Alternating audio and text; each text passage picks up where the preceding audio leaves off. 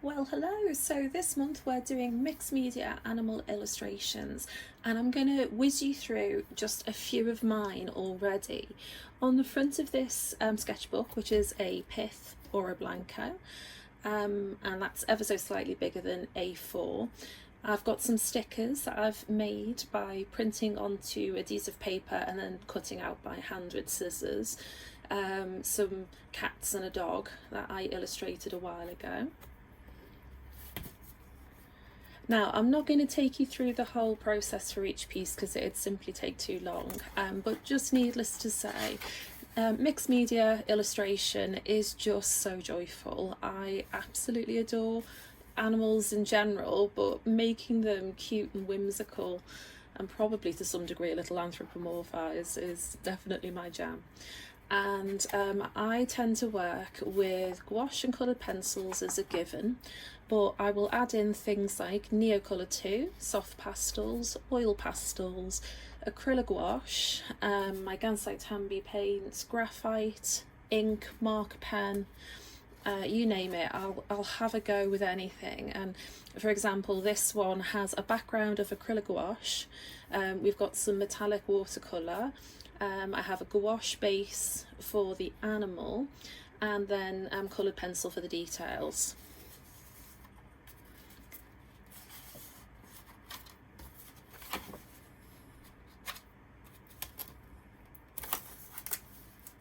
There we go. Right, so without further ado, we're going to skip forward to the next blank page and get on with the tutorial. We've got 4 gorgeous reference images to work from today, starting with a chow dog, a chicken, a fluffy grey and white cat, and a sheepdog. Now, this is actually the second time I filmed this. As clever me, I managed to delete the first 2 illustrations. So for the chow and the chicken, you're actually seeing my second attempt at this. However, never mind, lesson learned. Each video is going to be done with a slightly different combination of media, but you can use whatever you have, and don't let it stop you if you don't have gouache or you don't have Gansite Tambi. Pick up your watercolours, water down your acrylic paints, use whatever you've got and that you like and feel comfortable with, because it's all about play and experimentation. We're going to start with the chow, and the very first material I'm going to introduce you to is my Echolina brush pen in Rosy Beige, which is the number 374. I love this so much that I have a bottle of ink to use to refill it. It's got a nice soft pointed tip on it that allows broad strokes and some detail, and it's super pale, so if you can see there's barely anything there on the page, but there's just enough that you can lay down basic shapes and outlines of an animal and have a guideline of where you want to take your illustration without having to commit too early on to the shape and form, which can be a bit intimidating. So once we've laid down the shape with the pen, I'm then going to get out my Gansite Tambi set, and I've put them all in this old pencil tin so that I can have them all in one place. We've got lots of natural colours, particularly that top row are going to be useful for this gorgeous honey sandy coloured doggy. We may dabble with some of my Neocolours, which are wax soluble. They are wax crayons, which are water soluble. And what you can't see off camera at the moment is my collection of coloured pencils. But let's get started. So, taking my pen, we're going to mark out the basic shapes. Now, what I like to do is to start with a central feature, such as the snout or the muzzle area, which is a rounded square, just to get me started. And you can see how quick and how rough I did that. I'm going to add in a slightly off-centered similar shape underneath for the bottom jaw. I'm going to add another, let's call it a rounded upside down U shape for where his eyes are going to go. And then I'm just going to connect them all together. And because he has a fluffy mane of hairdo, which I just think is so damn cute. I'm going to use some scribbly backwards and forward strokes to give that mane-like appearance to our doggo. He's got 2 teddy bear ears, which I will suggest with rounded upside down triangles. There we go. There's a bit of a tuft here and here, and I think that'll do. He's ever so slightly tilted off towards the left hand side of the screen, so we can see slightly more of this side of him. So I'm just going to extend his mane. And we can see his 2 front legs. The first one coming down, comme ça. Kind of like a long skinny triangle with the centre line being vertical. And then we're going to do another sort of trapezoid triangle shape for his little boot and colour it in. How can this not release joy in you, scribbling away with a marker pen like a little kid? But I digress. Now, his other leg is ever so slightly longer. It's more straight. And it just kicks out a tiny bit for his paw. So this one is closer to us, so it does appear slightly larger than the one in the shadow. Now what I'm doing here is I'm just going over for a second or third layer on some of the most dark parts of the image, which in his case are his top lip, the jowls, under his chin and his tongue, the inside of his ears, and this leg.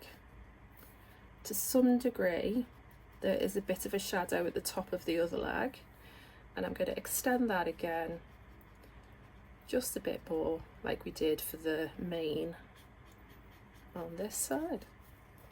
And that is that.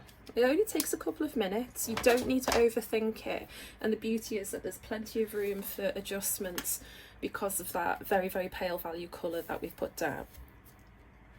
So I'm going to add colour as my first layer.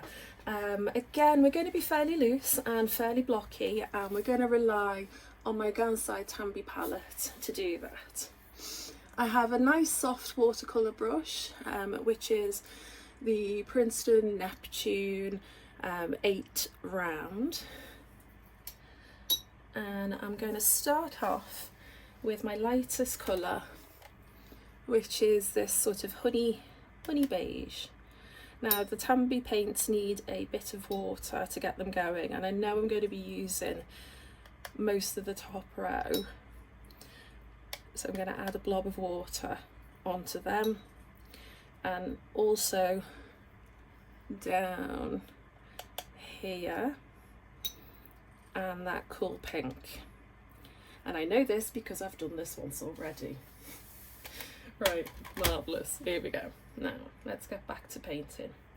Taking that lightest tone, I am just putting down the colour roughly in the area that I want it to be. Now he is so fluffy that the aim of the game is to blend it in enough that there's no real hard edges. But to begin with the water soluble media, I quite like just popping it down roughly where it needs to be and not worry too much about the outline at this stage, because we can always come back in with a damp brush and smoothen it out, blend it into the neighbouring layers, etc.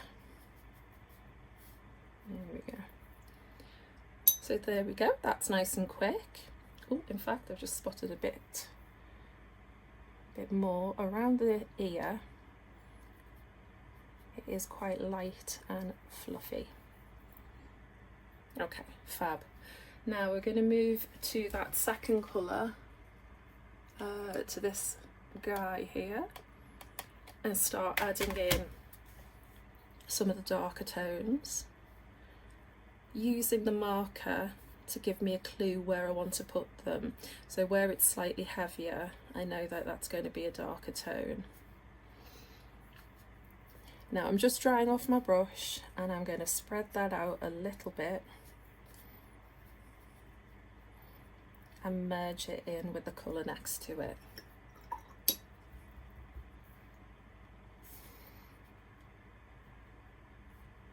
That's it. And actually we can use this for his ears, which, if ever I did say so, they are perfect teddy bear style ears. Boop, there's one. And there's the other. There's a bit of a shadow behind that one. And there's a bit of a shadow either side of his muzzle. And again, he's not absolutely front onto camera, he's looking off in that direction. So you can see slightly more of this cheek than you can of the other one.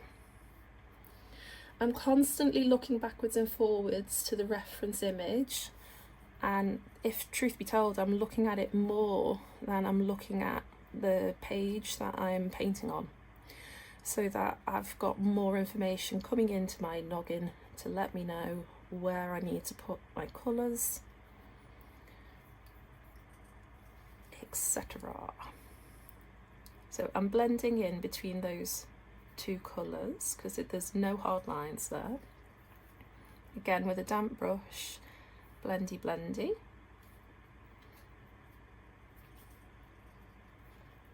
A little bit there. And there is some, but not quite as dark here. So take off some of the paint on my brush. Come back in with a damp one and just smooth that down his leggy.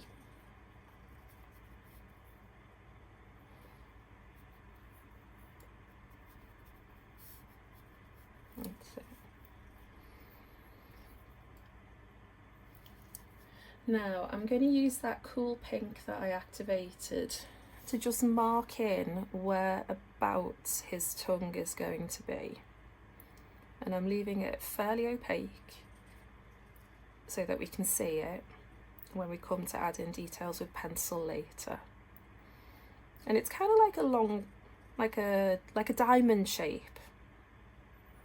And this part is going to be very dark, but the pink will be preserved at the tip. So we'll leave it at that for now. I'm going to come back in with some of that light tone once more to just add a little bit of the golden colour to his fur, so the pink of our marker isn't showing through so strongly.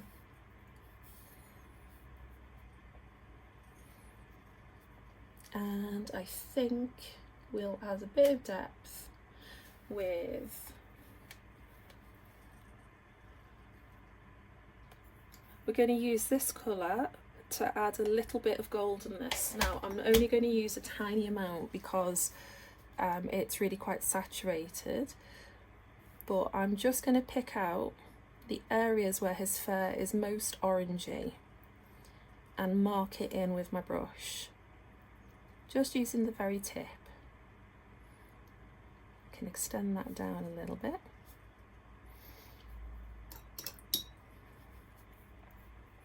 Might blend that in.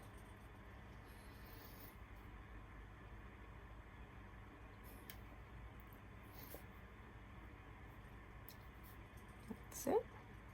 I'm just using some of the more orangey toned paint here to bring a bit of that warmth into the fur. This is quite diluted.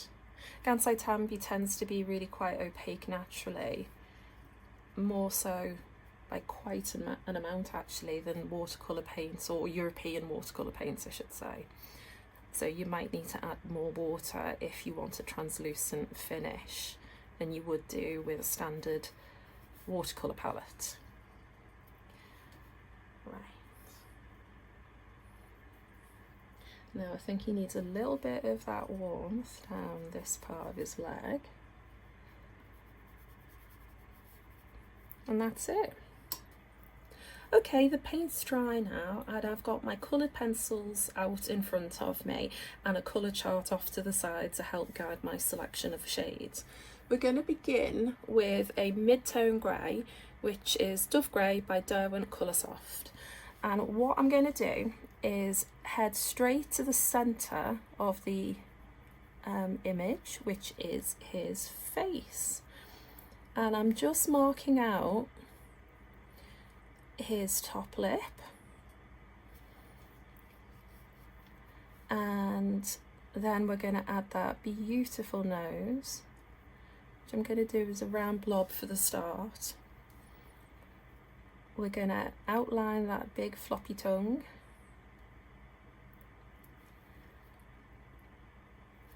and add a bit more depth to the inside of his ears. Okay, now what that's done is it's helped ground me, and I can work outwards in a radiating sort of fashion, and hopefully that'll help me keep good proportions as I work on him. Now I will be adding more layers, but I'm going to add in a base and fairly light layer of that mid-tone grey, where his top lip is darker.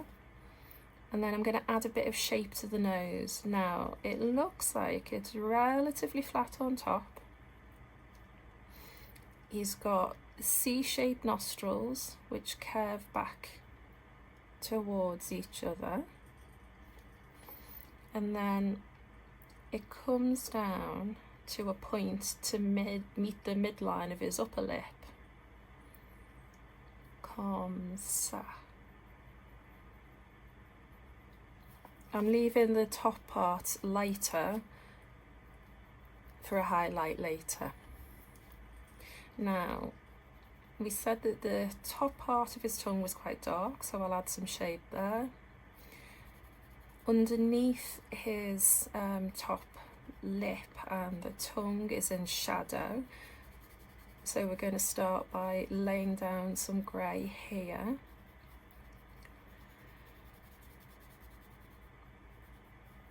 Again, this is a guideline at this point as to where we're going to come back in with later.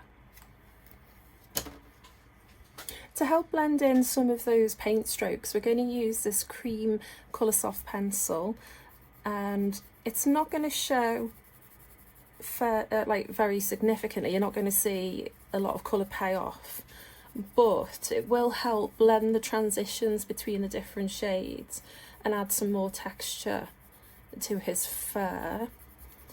I like to think of illustration as being an art which is made up of lots and lots of layers, and each individual layer might not look like much, but when they come together they make a little bit of magic. Now I'm not going to go over that most dark area of this leg, but I'll go around it. And there's a bit of a highlight on this side, so again we'll go down there, cover his big fuzzy paw and the side of his leg. Okay. Using my Derwent Lightfast yellow ochre, we're going to add in a bit more mid-tone. So in a similar way, radiating out, we're going to come back with our short scratchy marks to build up that mane.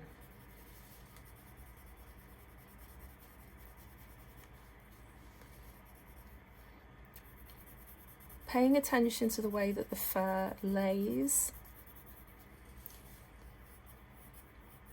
The last thing you'd want to do, for example, is go backwards and forwards like this, because that's not natural. His fur is radiating outwards like a clock face, really, from the centre. Okay. That's lovely. I'm going to leave a bit of a highlight over his eye area. I'm going to blend between that light and the dark. I'm going to give his leg a little bit more of a shaggy look.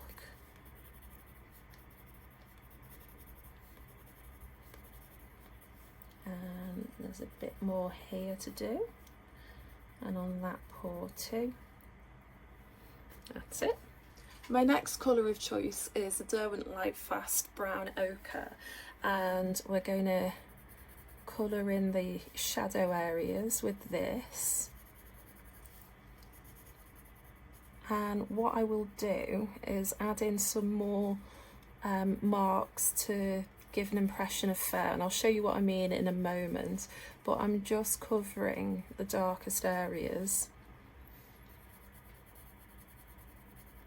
first. Yeah, his bottom lip is barely showing through. Okay, so the pencil is quite pointed. You want to have it fairly sharp when you are doing details. And now here, the fur under his chin is a little bit curly because it looks like he's been drinking and it's wet. So I'm going to use this slightly darker value brown pencil to lay them down. And I'm using the pencil on its side to give scribbly marks, and scribbles are your very best of friends in illustration because they give life and joy and movement to your piece. Just love scribbling. It should never be used in a derogatory fashion. It is such a positive thing to have scribbles showing in your work. So I'm deliberately pressing a little bit harder and going over the lighter areas with my scribbly marks, and you will develop your own as you do more and more of this, so that we're all the time reminding the viewer that this is a very fuzzy animal. Naturally, I think I'd left that area white and it needs to go a bit darker, so we'll use that to add some shade to his chest. I'm leaving this alone because that's very, very pale, almost white. But I will add in a little bit more detail on that snoot, as he's got a few wrinkles, not very many. He's a very handsome chap. But there's a bit of a furrow there between his lovely eyes. Now I've got a quite dark but really warm brown, which is the Raisin Lightfast pencil, and this we're going to take into the folds, and it's going to help warm it up and add more depth. Honestly, this is really a very repetitive process when you start narrating it. You're doing a lot of the same thing over and over again with different supplies, always aiming to get more texture in your work and more life. That is not a bad thing. Now I'm not going to add a lot of it, but I am going to add some of the darker fur here. Okay, I think he needs a little bit more here. There's a darker patch. Maybe a touch there, and I'm going to put that away before I overdo it. Now I've switched to a cooler brown, which is the natural brown, to finish off his bottom jaw, and we're going to add it to those curly whirly hairs on his chin, just to push this back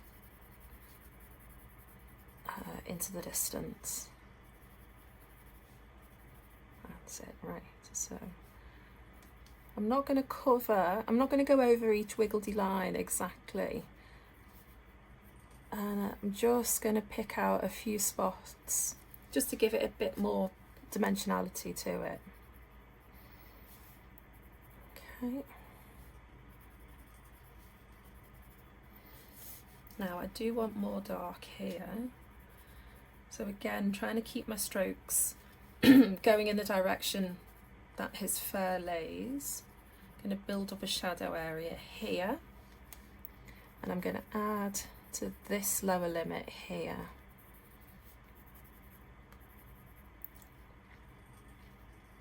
maybe a touch over the tongue, and I think that will do for the brown. The Caran d'Ache. Now we're going to go back to some of the cooler tones, and I'm using my Payne's Grey by Caran d'Ache Luminance to come back into the face and finish off the tongue and top lip. So we're going to give him some shaggy fur, and I'm going to go over the darkest parts of his snoot. There's usually a midline cleft on dogs' noses, so I'm going to deepen that, and it's darker towards the bottom, so I'm going to add a little bit of shading just to persuade you that it is a little bit darker down there. Now coming onto the tongue, we're going to deepen it up, and down the centre it's quite blue, which is really common for chows. They often have a bluish black tongue with very little pink to be seen, so that's totally normal for these chubby bubbies. Deepen in some of those shadows, always working out radiating my lines, maybe a touch where the legs meet and a touch under there. A favourite colour for animals' ears and tongues and noses is the Anthraquinoid Pink by Caran d'Ache Luminance, which is a bit warmer than what we've got in the reference photo, but this isn't realism, this is meant to be fun, and that's all that matters. Now, before we finish off the details, what I'd like to do is to use a little bit of Neocolour 2 in the shade Pale Yellow to give a sort of honeyed, sunny warmth to the fuzz around the very limits of the mane. And this hopefully is going to make it look like it's glowing as it does in the photo. And it's going to soften some of the marks we've made with our pencil and paintbrush. And that's no bad thing. Maybe a little bit here and a little bit here. Touch over the snoot. And down that Lego. Oh, there is a bit of a highlight here and a bit on the outside of that leg, and the outsides of those toes are definitely glowy. Oh, forgotten a bit of a halo here. You can see it's picked up some of the soft pencil, and that's quite nice. I like that. I'm going to use one more colour, the Desert Rose, and this is to add a bit of warmth to a couple of areas, namely that front leg and his snout. Maybe a touch here and there just to break up that halo. Right, fabulous. So I always leave the eyes to the very last, but we're going to pick up our Caput Mortuum, which is a rich sort of burgundy purpley colour. And what I'm going to do is start with very light strokes, holding my pencil fairly far back so I've got limited control. We're going to add in some fuzzy marks in a fairly random fashion to pick up some of the detail and make the image easier to read. There we go. Working my way around the outermost limits. Do a little bit there.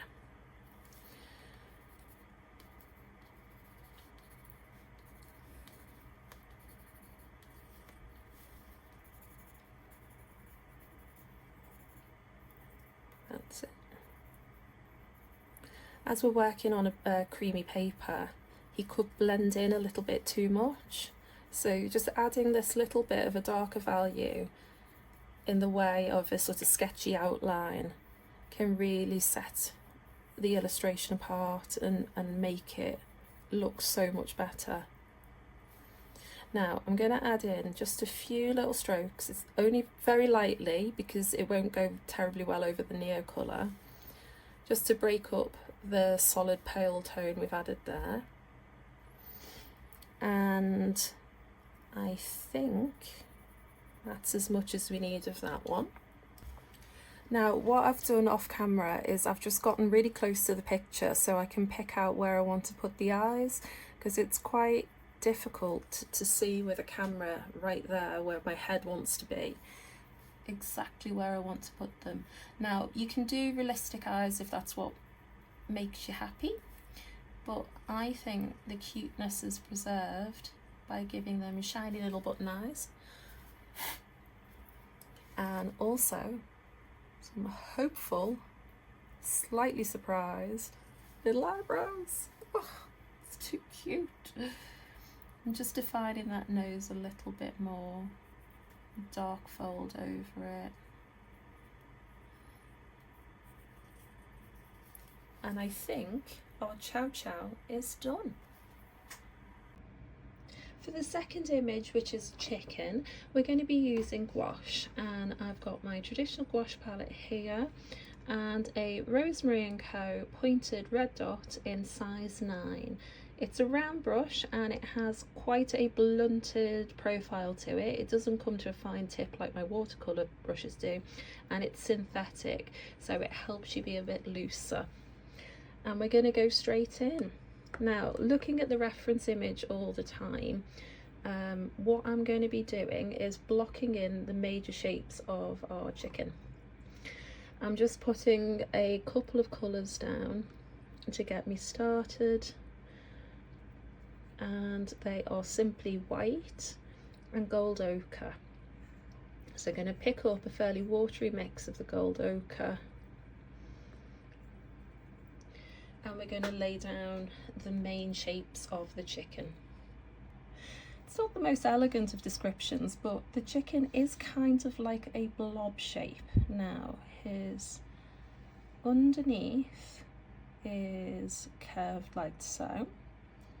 There's a moderately steep angle coming up the breast.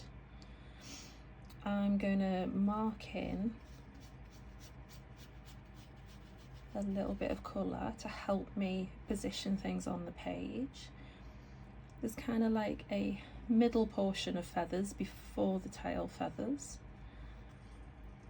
It has that sort of outline. Good. Let's fill that in. Pick up a bit more paint. Now his or her breast curves round.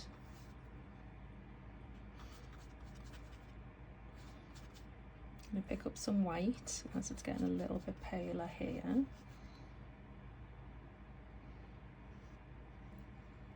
So this line and this line are almost parallel. Let's fill them in so we can see the overall shape.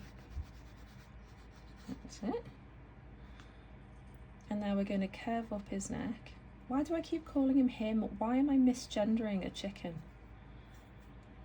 Probably because this is the third time I've painted them, having deleted the first video instead of uploading it to be gone and it's gone forever. We cannot recover it. And then when I painted it a second time, I thought I'd press record, but it appears I did not. So this is the third and hopefully final time of painting this chicken. They do say practice makes perfect, but it would be a bit nicer if your videos went to plan more often than not. Now, coming back to the illustration, I'm just going to add a little bit more to the front because I think his neck is a little wider than that. And that will do. Now I'm just going to take that around the back of his eye area, and I'm going to leave it at that for now. I'm going to change to some Winsor Red to add his face in.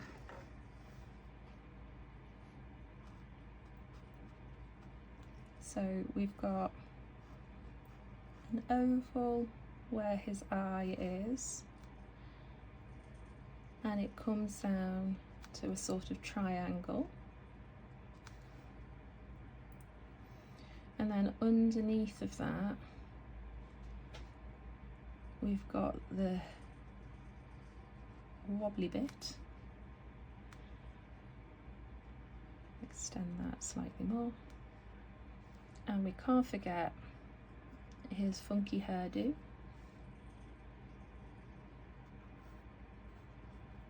Need a bit more water on my brush. Just wiggling it. Not worrying about being too realistic. Great. Now the other colour that I'm going to use, I've already mixed, and it's a mix of my Prussian blue and burnt umber, and it gives a nice almost Payne's grey blue. I'm going to load up my brush, and we're going to use this to add in those dark tail feathers.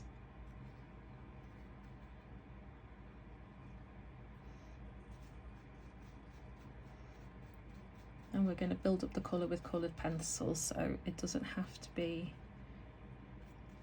absolutely solid at this stage. Okay, now I'm going to mix a little bit of a grey colour using the remains of the white on my palette so that I can add his legs in. Got one. Coming straight down with the front slope being slightly sort of in that direction rather than vertical. He's got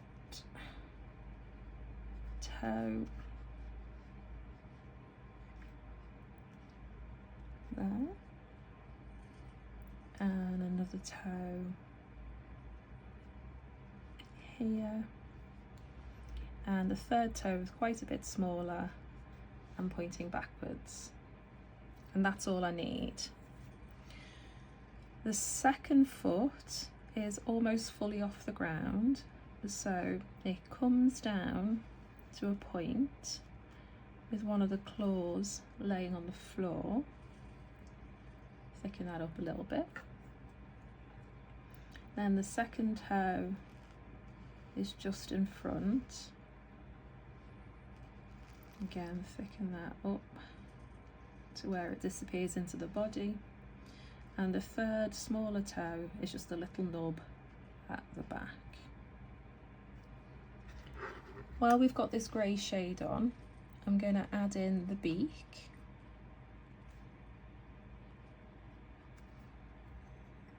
In fact, I'm going to clean my brush off, and with the paint that's left on the page, I'm just going to mark out approximately where the beak's going. Right. Coming back to the chicken body, I'm going to add some white to the palest areas, which are just between the legs. There's a little tufty part there. And then there's a collection of fairly well-defined flat feathers that are considerably paler. Here, the bottom, the bum end of the chicken, for want of a better description, is a little bit paler. And I'm just dragging my brush across in a dry brush manner to give more texture. I've loaded my brush up with a bit more white so that it's nice and opaque, because there is a white band underneath the darker feathers right about there.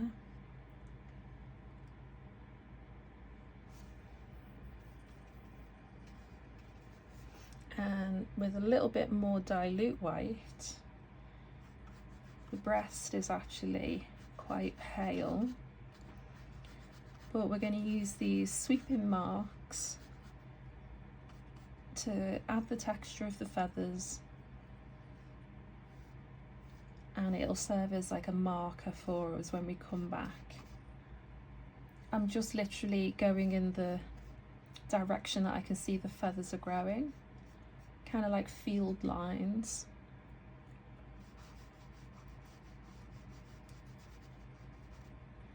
And what I will do is, the chicken is quite a golden colour, so I'm going to use my warm yellow, which is a cadmium-free yellow gouache by Winsor & Newton, and just add that in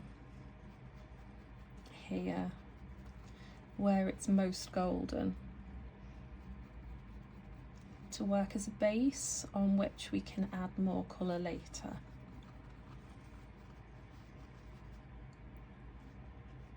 Maybe a touch there, and that'll do before I go overboard. Okay, so the gouache is dried now, and I've set up my coloured pencils with my colour chart next to me, and the chicken has quite a lot of sort of inky bluey black marks, which I think will be perfect in this Derwent Lightfast Midnight Black. As you can tell, it's well loved. Now we're going to start by delineating out some of the tail feathers. I'm using my pencil on the side, keeping my eye on the reference for inspiration, and then I'm going to give the feathers a bit of a chevron treatment to build up the texture. And then the next thing I'm going to do is the legs. I'm going to outline the toes and add in a nail.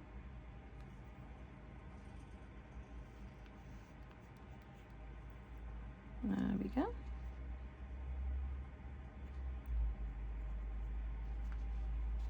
And the third one is back leg.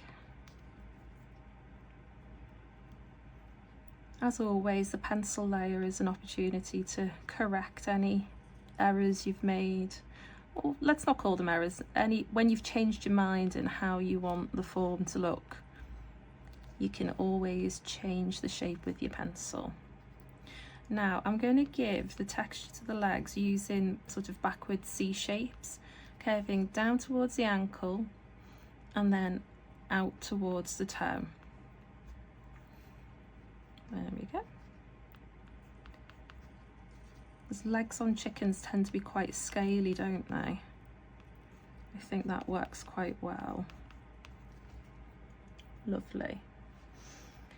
Right, so there are a couple of dark spots just here. I'm not going to go too heavy-handed for now. I can add more if I need to later. But I will add in that darker feather stripe here because it is quite a prominent feature. Now, underneath that feather, there is a bit of shading, and the feathers look quite grey because I suspect they're quite spotty in nature. I'm going to add some of those spots by doing little scribbles with the pencil on the side. Add in some heavier marks where I want it slightly darker. And then that little tuft, confident marks to delineate that. Now we're going to add in some more feather detail, more sort of scalloped C shapes, and then yeah, that's about right.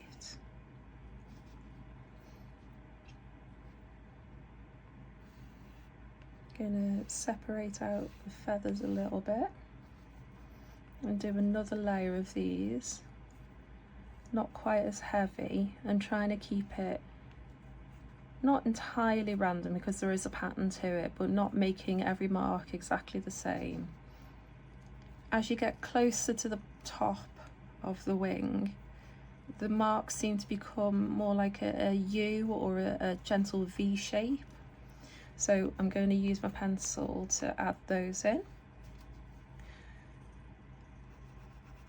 And it looks more like dots on the back of the neck. So again, a little bit more random squiggles.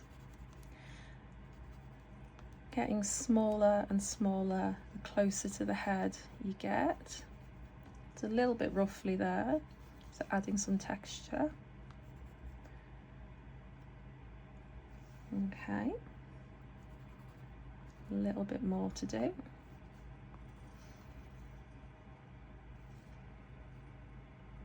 There are a couple of dark spots here, but I might come back to that and add in some white first, so we'll leave it for the time being.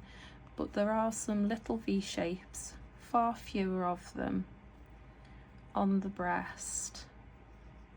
So let's add some of those guys in. And then finally, this bit on the rump, shall we call it. I'm going to add some lines, some contour lines to give a bit of form, three-dimensionality to it. And then again, add in some little scribbly dots. And I think that depicts the chicken quite well.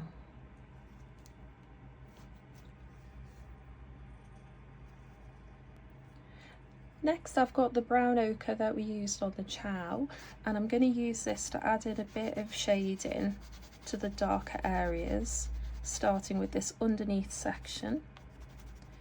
And while I'm keeping my marks in the line that we've set up, the direction of the form of the chicken, I am being a little bit scribbly because I want the texture to show through.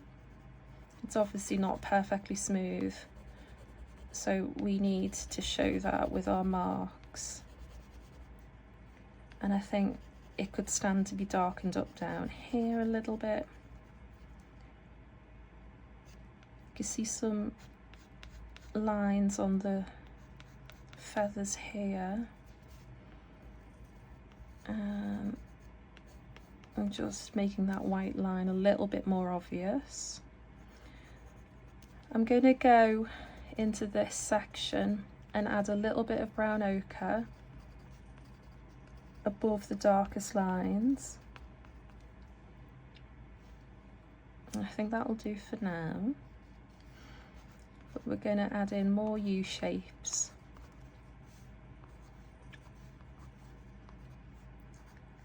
Kind of like a tick shape, aren't they? Like a check mark. Right, that's good enough for me.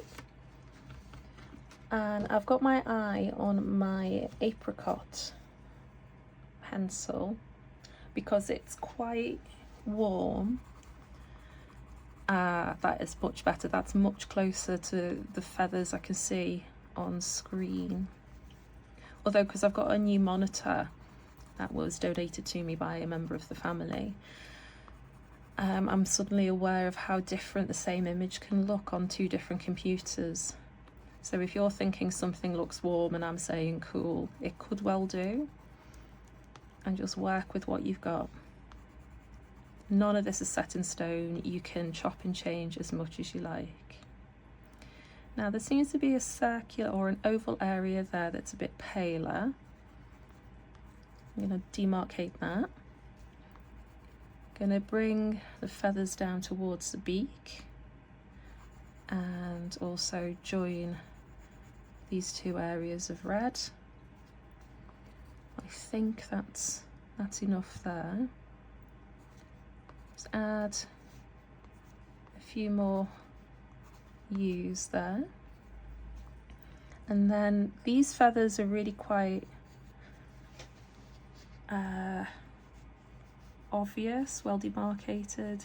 I'm just going to add them in outline, and we're going to come back and add more detail to them in a little while. So these ones seem to be whiter, and these ones on the next layer up have a hint of that apricot-y colour to them.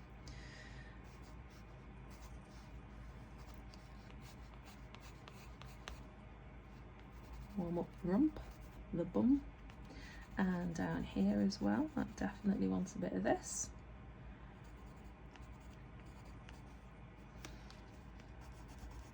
There are some browner feathers in front of the dark ones, but they're not terribly obvious, so we'll leave it at that.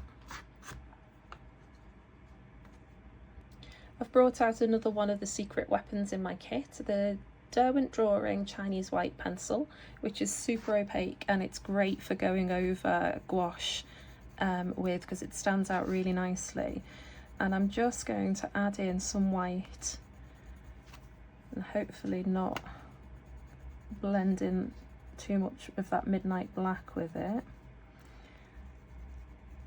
to highlight these paler feathers.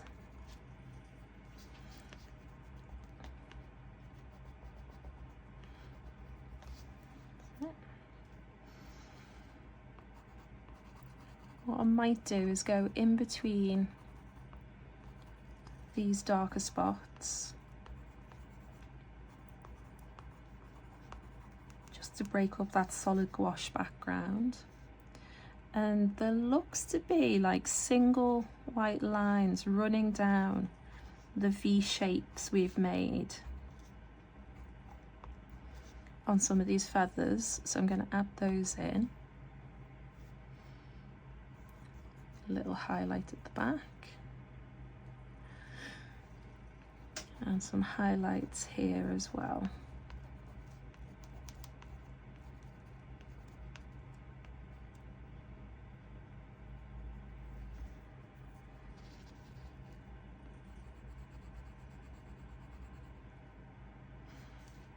Right, I think we're ready for the red.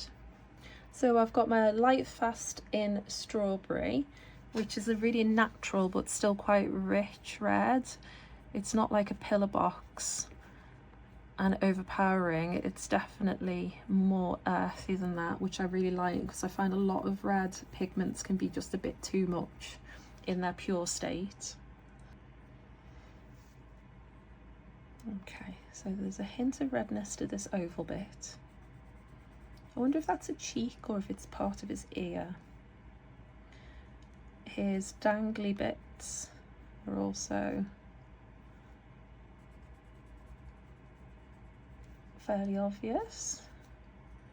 I'm going to deepen up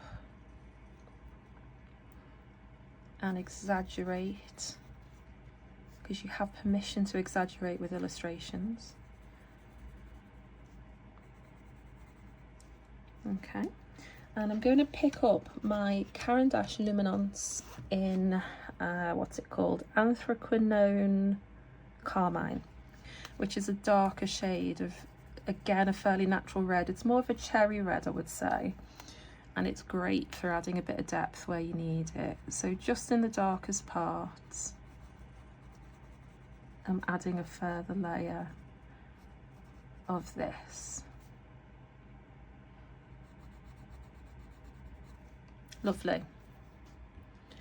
I want a fairly pale tone, like this Pale Cedar Derwent Drawing Pencil, which is a very muted, quite pale jade green, and I think that's going to work nicely for his beak.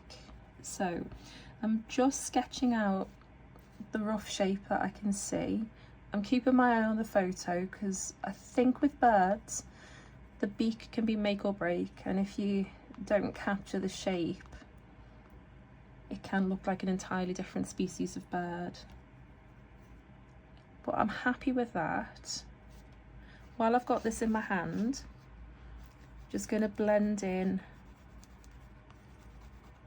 that midnight blue that we left here and soften it, because it looks quite fluffy in this area, and I think that will help blend it in. Yep, I like that. For the final layers of detail before we add the eye, I'm going with my Derwent Drawing Ink Blue, which is a kind of petrol-like inky kind of blue. And the first thing I want to finish is the nostril and the beak.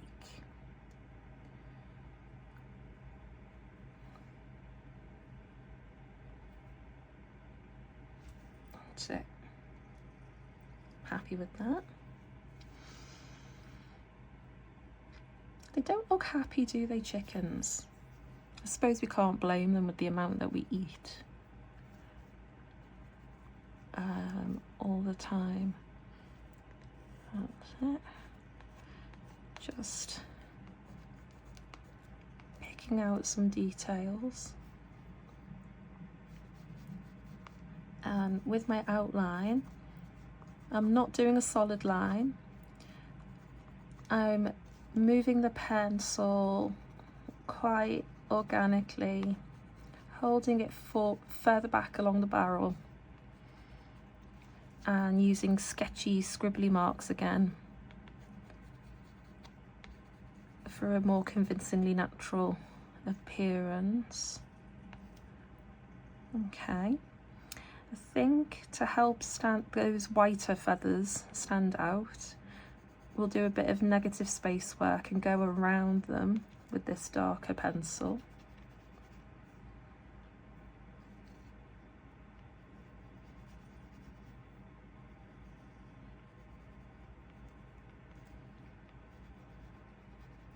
But not too much, because I think it's such an overpowering tone that it could take over fairly easily. So I think I'm happy with that. I'm going to return to the face because I do want a little bit more detail.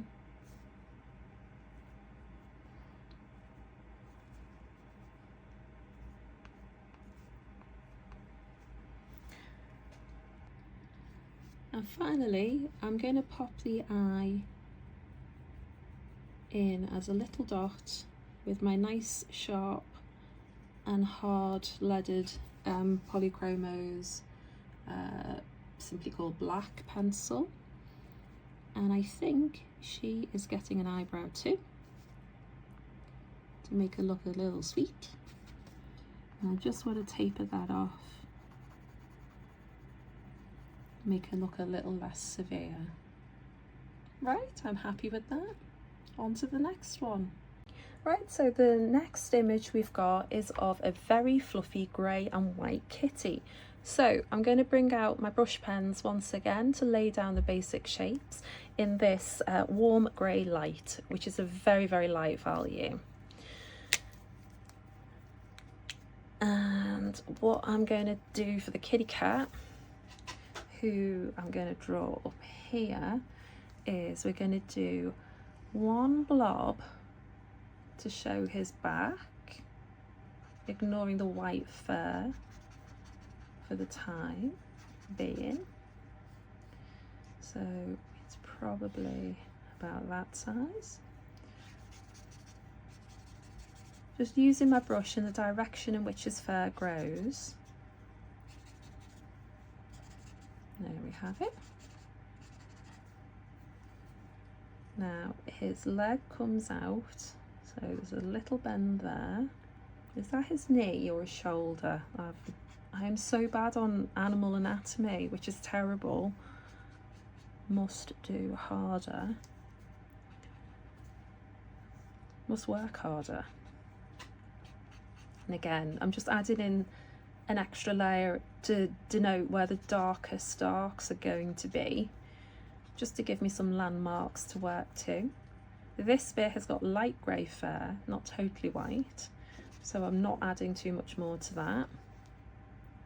Now his tail is just tucked under his bum, and that is quite dark, so we'll go over that. And it looks like it curves around, comme ça. That's about it. He's got one little foot here, another little foot here, which at the moment are just blobs. Now his second leg is only just behind the front leg, and this is mostly straight until you get up to his white mane, with a little kick out at the bottom, and then one more final blob for his tootsie. We can't really see where his other foot is, but presumably it's behind that foot somewhere. Again, just darkening up where it needs to be darker. Now, we've got a decent overall shape for the animal now. In fact, let's zoom in. So our kitten is already looking like a nice fluffy cat. I think the shape is really good, partly because we've warmed up from doing 2 illustrations already. And I thought what I'm going to do to finish him off and make things a little bit quicker for this one is use a darker light and a medium tone pencil. So we've got the Derwent Colour Soft in Dove Grey.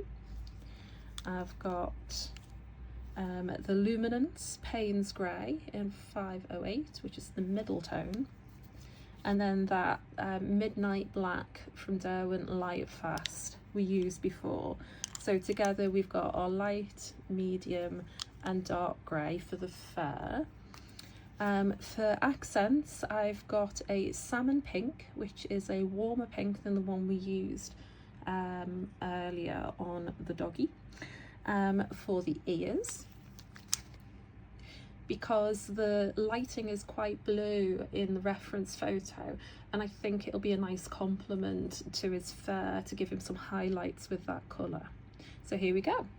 I'm going to work from dark to light, which is the opposite way to many art tutors' preference, but to hell with rules. This is illustration and we can make it as we go along. I'm picking out the darkest areas. You'll hear me banging on forevermore about the darkest darks. It's one of those things that I try to look for in every piece of work I do, because I think if your work comes out flat or lifeless, or there's something a little bit off, it's often because you've not been brave enough with your darkest darks. So again, glancing back to the reference, in truth looking at the reference more than I'm actually looking at what my hand is doing. I'm adding in some of those really dark tones. We can come back and add more, so if you're not confident, go lightly and build it up slowly. Now this cat is fluffy, not scruffy, so I would say try to keep the lines flowing in a natural, smooth direction. So rather than going all over the place like we did with the dog, and to some degree the chicken, we want, for example, on the hind leg, them to follow this sort of radiating path, and that'll give a smoother contour to the animal. Now I'm going to pick up that lightest grey that we've got and start blending it in with the darker of the dew. That's it. Trying to leave the lightest areas untouched so we can deal with them later, of which this is one of them, but I'm going to break it up a little bit with just a few little marks, again largely keeping in the same direction as we've already established that the fur is growing. I think we want a bit more blending up here, and then his tail, I think it looks like it's curling around behind him, so that's the direction my marks are going to take.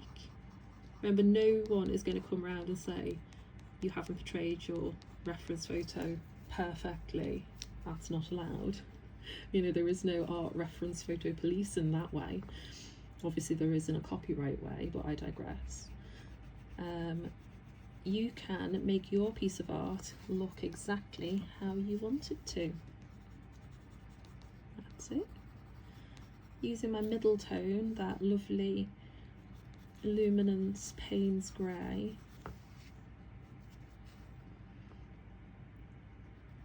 I'm going to go around this paw with my Midnight Black. There's one toe and the second toe, and we can barely see the third. I'll use that light pencil to just smooth in between, add a little bit more depth. Two of the three toes are in shadow really, so we'll leave this one almost totally white in the middle. Deepen the cleft between the toes.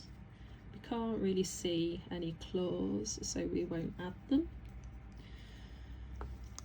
but we will put a few more marks to continue his fluffy fur down and around his toe,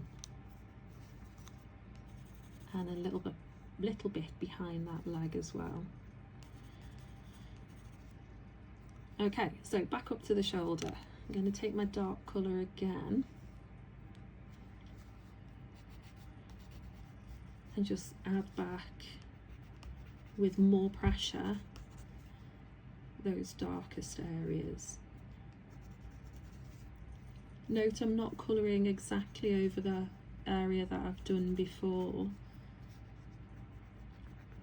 I'm doing a much smaller area each time I return to the dark parts, so I don't overwork it. Let's give him a fluffy leg outline. That's it.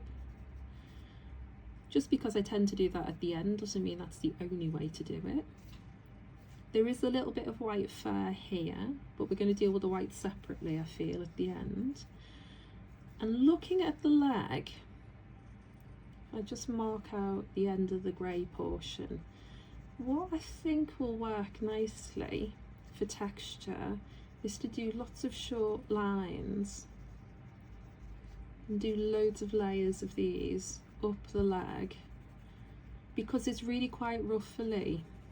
It's definitely not smooth like the fur is laying on the back of the animal. I'm going to make them slightly longer strokes the higher up we get, and here is the sort of scruffy bit where you can have a bit of freedom and do your lines in lots of different directions. And I'm going to leave the darkest darks there until we've done our white, and I'm going to return to the legs, this time outlining the second of his front legs. Again, I'm correcting my shape as I've laid down with marker pen as much as I need for me to be happy with my result. So quite confident that I can make this nice and dark to start with, because there's not going to be much added over this area.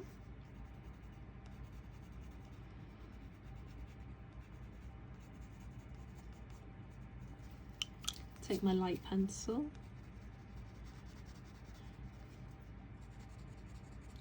and blend it in. So the overall impression is that this leg is further behind because it's much darker than the one slightly in front. Now I'm going to sharpen that, so bear with me. Right, I've just put a bit more of a point on my Dove Grey so that I can come back in and add the outline of his fluffy little sweet paws.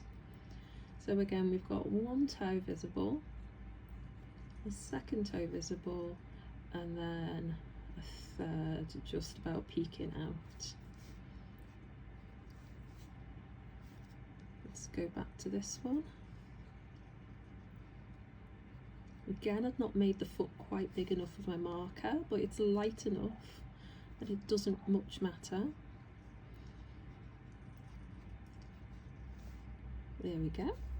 I think that's quite a convincing cat paw. I'm going to take my middle tone grey, just for the darkest parts. We're going to shade under the paw there, and that toe, and a little shadow here on the other foot. This is a little bit more in shade, so we're going to leave a highlight there. And I think that's the paws largely taken care of. Just add in a little bit more underneath to add depth and to sit him on the page. Now we're going to jump up to the head. Okay, I'm going to carry on with the coloured pencils for a little while longer, and let's return to that central feature, his nose. That's it, nice short strokes radiating out from the centre of the face in this sort of manner. Going to follow the shape we've laid down in marker until we have a convincing cat head shape.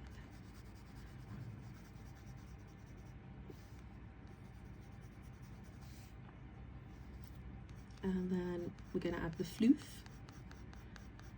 nice long strokes, and he needs a little bit more of his face adding in on this side before we add in the floofiness. Nice long, confident, carefree but light strokes. And there's the darker bits on his mane. Okay, right, so now we've got the base down. Let's come back to that ear, which is good and dark, so we'll add the darkest area in. Again, this is a part of the painting we're not going to be coming back to, so we can be confident in the marks we're making and the amount of colour we're laying down. You can see quite a lot of fur, so I'm going to add that in.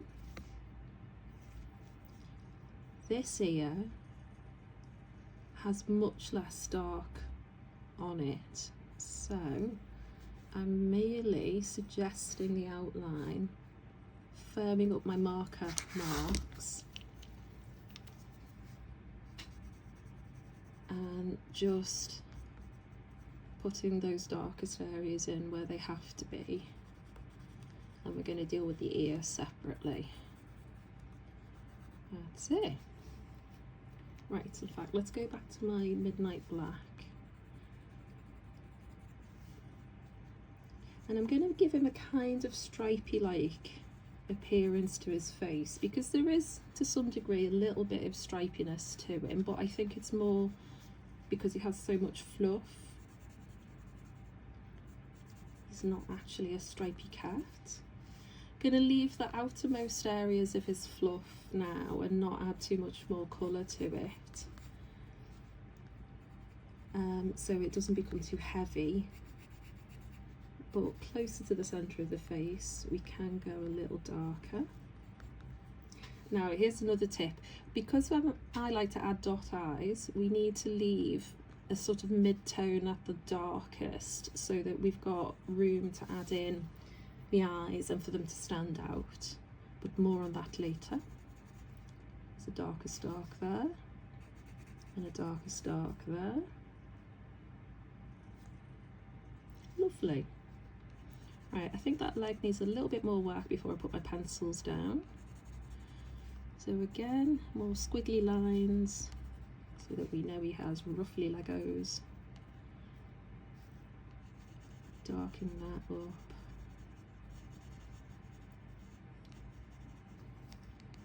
And a little bit more down there. Perfect. Right, let's put the pencils to one side for the time being. I'm going to come back to my neo colours now, and the first one we're going to go to is that beige. And what I'm going to do is just lay some down on this ear just to colour it in. I'm going to leave that now for a moment. And again, working in a negative space, I'm looking at the darkest areas of his white fur now. And what I will do is just put some suggestions here, there, and everywhere that they need to be. Okay, now we're going to go back to that first paintbrush we had before, the Neptune Round 6, a nice pointy soft brush. And to start with, I'm going to smooth out that colour on the inside of his ear. That's going to give us a base for what we'll do next. And now I'm not blending in those lines I've just added into the white fur, because I do want them to stand out, to give form, and to let you know that there is white hair there. It's not just a solid block of grey. I'm just going to smooth out around his nose. I've just added a grey here to add a little bit of depth to his top lip really, but we'll add back detail a little later on. I'm also going to go in with my blue neo colour now and pick out where the blue light is standing out most, and to me I would say that's around the back of the kitten, this side of his face, and down the front of his noggin, and possibly a little at the front of that ear, a little to the back of that one, and a little to that tail. So we've kept all of this on the left side of the cat.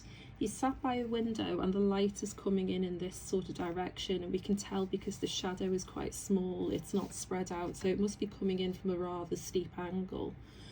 So the blue areas are going to be closest to the window, and I think that's enough. Although saying that, I can see that that is a little bit blue at the back there.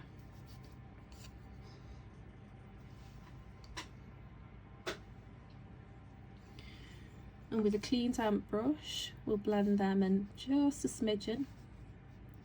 If we go too far and blend too much, we can add in a little bit more once it's dry.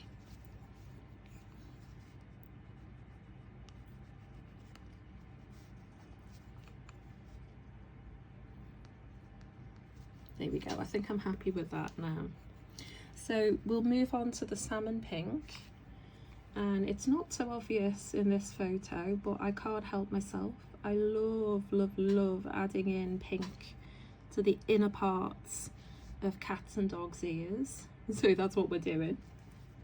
Reference photo be damned. But I'm very glad to say he does have a sweet little pink button nose. So let's blendy blend. That's it. And then refine the shape of this snoot. Again, it's a rounded upside down broad based triangle. I feel that's a repeating shape in all of the images we've used today.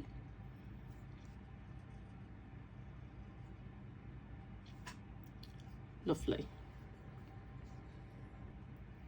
Now I've taken a step back and I'm just looking at the overall composition, and what I'd like to do is to deal with the white areas or the lightest lights in our painting. So I'm taking just a little bit of gouache on the tip of my paintbrush, and I'm going to come back in and add back some of the highlights which I've covered up accidentally, or would have been really difficult to work around, like the fluff on the inside of this ear, which you can see more of. He's got a bit of a highlight down there, I'm going to add a little bit to that side and a little bit to that. I'm going to come back in with very much undiluted, quite thick wash, because it dries less opaque than it goes down on wet, regardless of which brand you use really. So you can afford to be a little braver, and worst case scenario, if you're not happy with it once it's dry, you can always come back in with a wet paintbrush and remove it. And in this case, you're not going to damage the lower layers because we've just been working in coloured pencil, which isn't water soluble at all.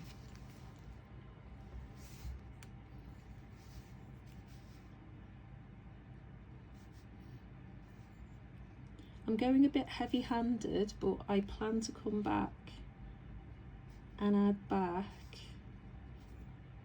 a little smooth, come back in with a damp paintbrush and smoothen out the thicker areas where I want a bit more movement. So I'm making my white a little bit more watery, but trying not to go so far that it's totally translucent and there's no point in using it. This paper is ever so slightly ivory tone. There is a creaminess to it, so to some degree you can get away with adding white and it coming off as white. Yeah, there's a bit more of a highlight down this side of the snoot, so that looks good. And again, thick paint for this white tuft.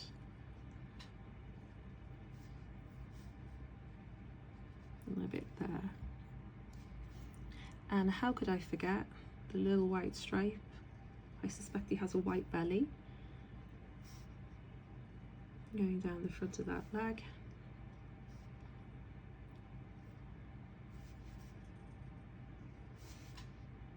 Okay.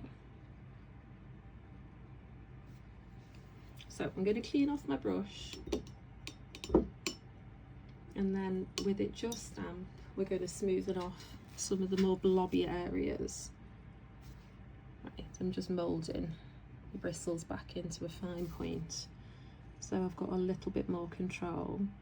So the edge of the white here, which is closest to the centre of the face, I'm blending out, but I'm trying to leave the outermost layer solid so that you've got the sense that this is a strong highlight on the cat's forehead.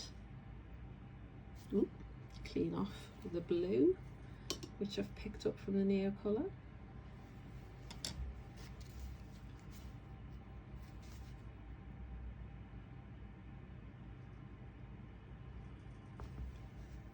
Okay.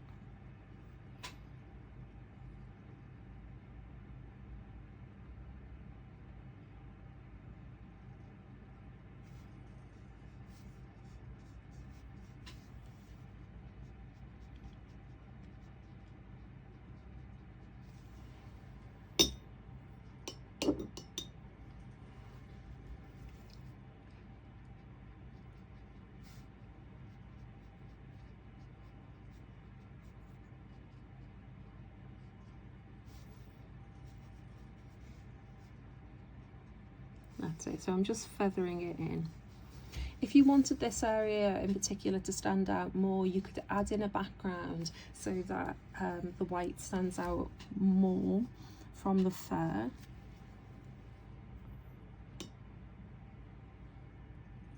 Now, to finish things off, I'm going back to that light tone dove grey, and I'm just going to add it in where I feel that there's too much contrast between a dark and a light area.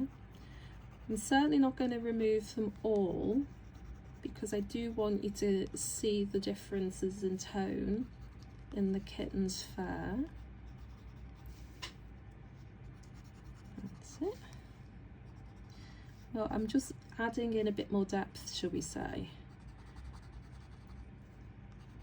Joining up those more irregular marks we've made, so it makes a bit more sense. Okay, take my mid-grey, do a little bit more of the same, but we're not going to spend too long doing this because it's not realism, it's illustration we are working on today.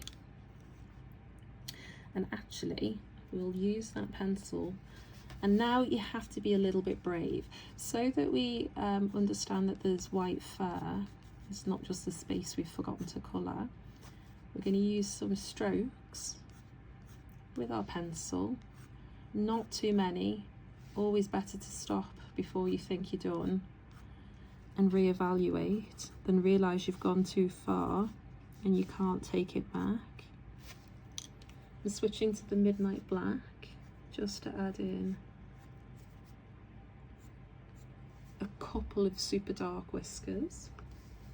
Now obviously his whiskers are actually white, but to help them stand out, let's go back to the Polychromos Black, which has a nice sharp point, and because it's a harder pencil is gonna make more accurate marks with. And we're going to be really brave again and go from his muzzle out and add in his beautiful long whiskers.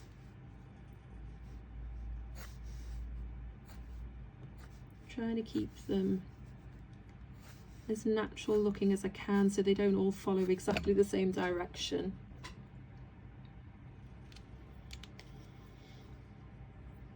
I've just picked up my Anthraquinoid pink pencil. I'm going to define his little nose. Going to add a little to the inside of that ear as well.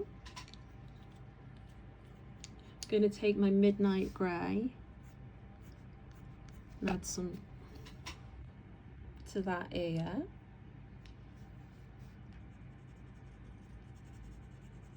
See, I can't help myself. I'm looking at the reference photo and going, that's not dark enough.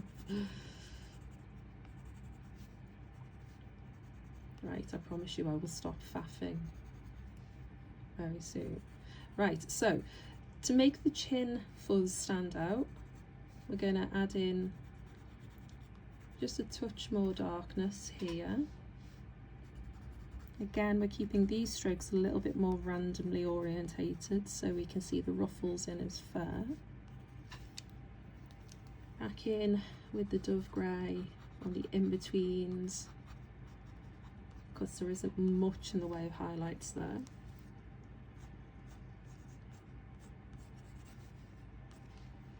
Okay.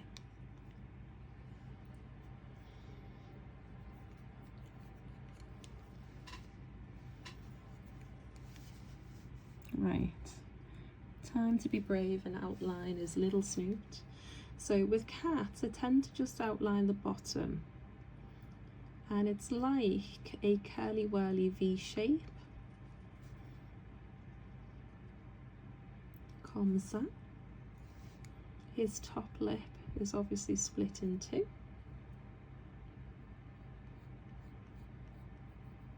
That's one half.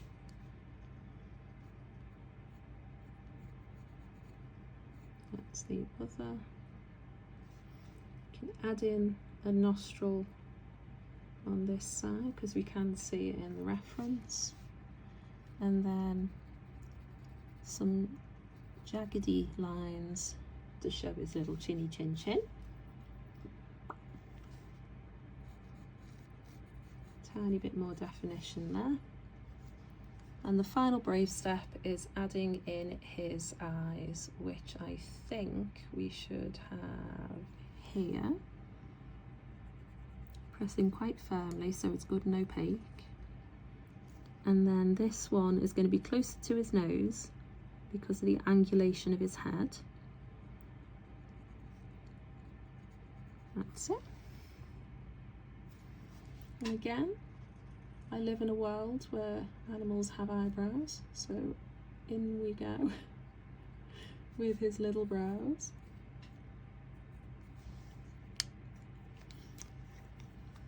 I think I just want to darken his cheeks up a little bit.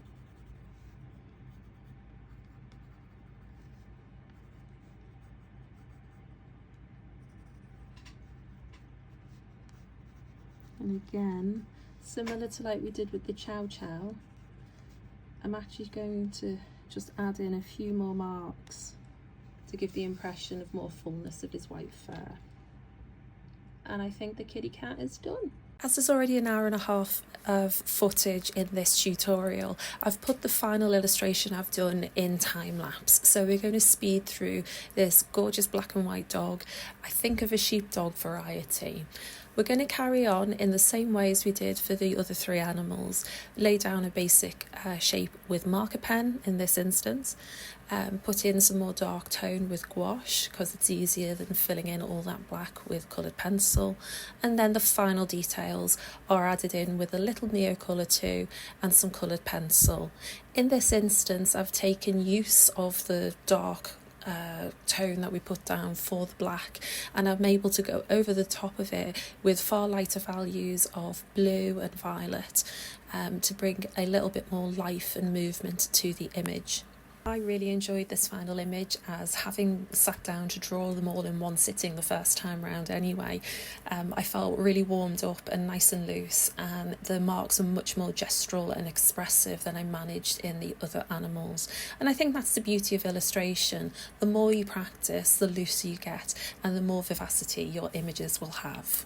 Really hope you've enjoyed this tutorial and found it useful. I don't expect you to do it all in one sitting, but if you do, bravo. Let me know how you get on. I'd love to have any feedback, questions or comments you have. So take care and enjoy. Bye.